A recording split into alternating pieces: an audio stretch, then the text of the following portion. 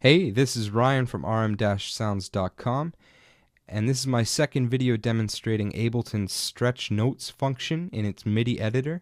Feel free to check out the first video, which shows you how to create tuplets and polyrhythms using stretch notes. But in this video, I'm going to show you how to reverse your audio, but keep your original forward direction of your MIDI programming. And this uses a technique that involves a stretch notes function where you flip your MIDI before turning it into audio. And then once it becomes audio, you flip it again so that the audio is reversed and your MIDI is forward. So you gain those reverse sounds with the original intended melody. And this is great because when you're playing with reverse music, it can be quite unpredictable where you're going to go.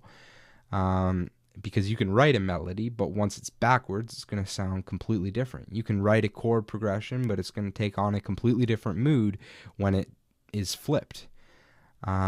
So this is a great technique for having a little more control over your reversed audio. So I've written a little part here using a contact instrument. I'll just play that for you now.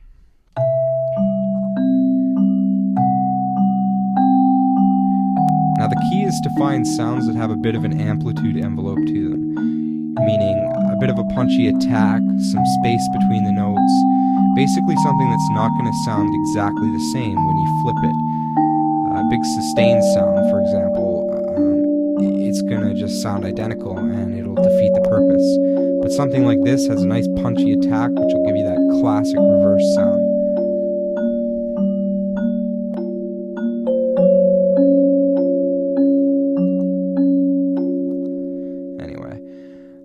So I'm just going to close this down and I'll bring up the MIDI editor. Now, stretch notes. The way you do this is to select everything you want to flip and then right click on it and select stretch notes. Now before I do this, I just want to mention something I talked about in my last video. When you're going to stretch using the grid, you always want to have an anchor beyond what your intended stretch is. Meaning, if you want to stretch something that's 4 bars to be 8 bars, you want to have something on the first beat of bar 5 so that you can select that and stretch that out to be on the first beat of bar 9.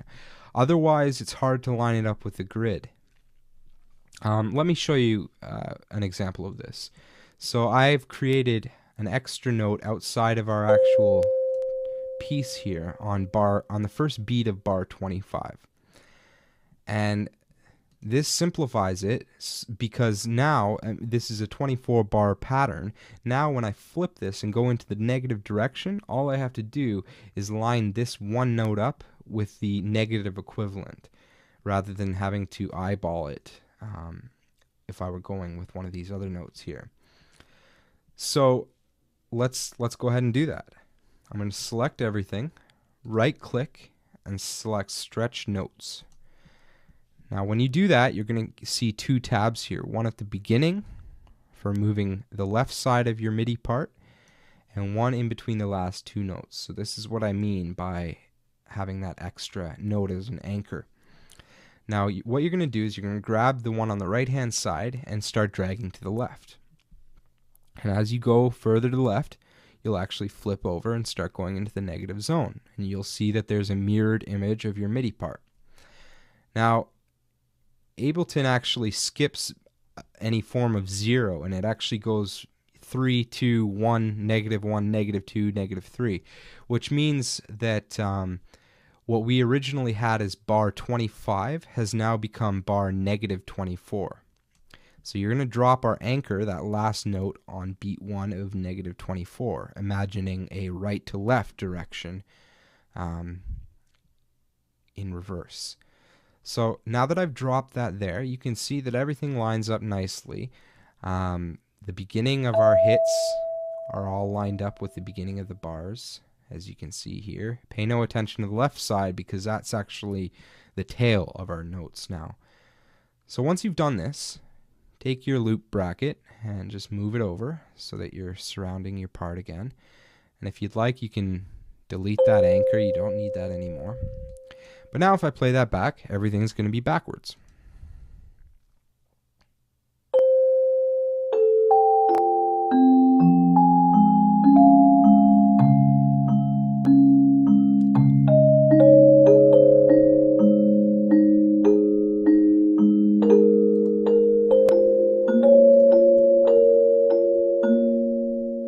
So as you can hear, reversed audio quite often, or sorry, a reversed MIDI part sounds pretty mangled and confusing. And we can have this great melody when it's going forward, but who's going to think to write something that bizarre, you know, from scratch?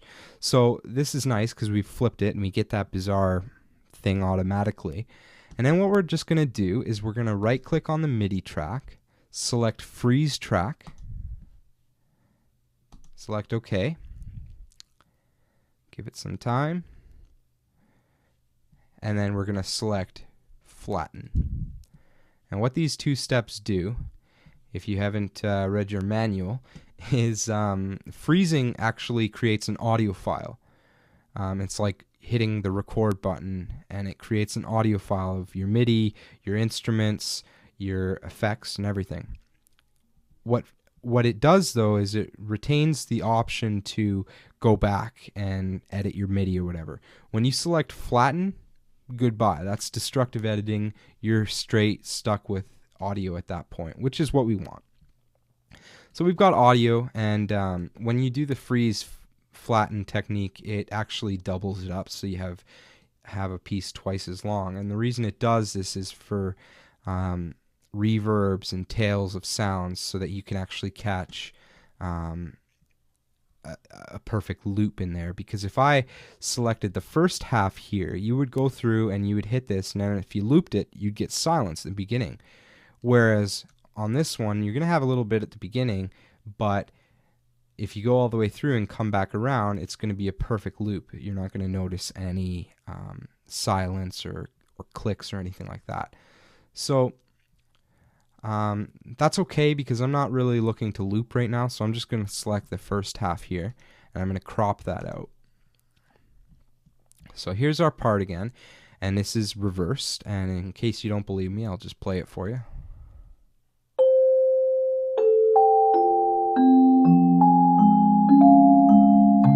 So it's the exact same thing, just audio now instead of MIDI. I'm just going to turn my warp off here. And so now what we're going to do is reverse that.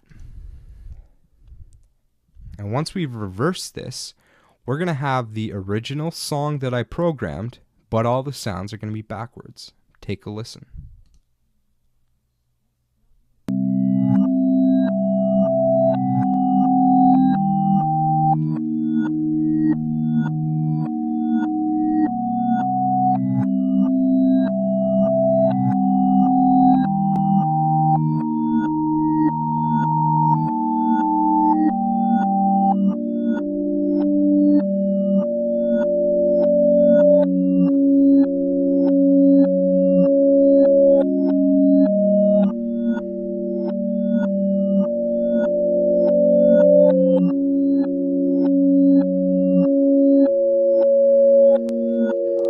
So perhaps it's maybe a little bit too busy of an example, but you get the idea.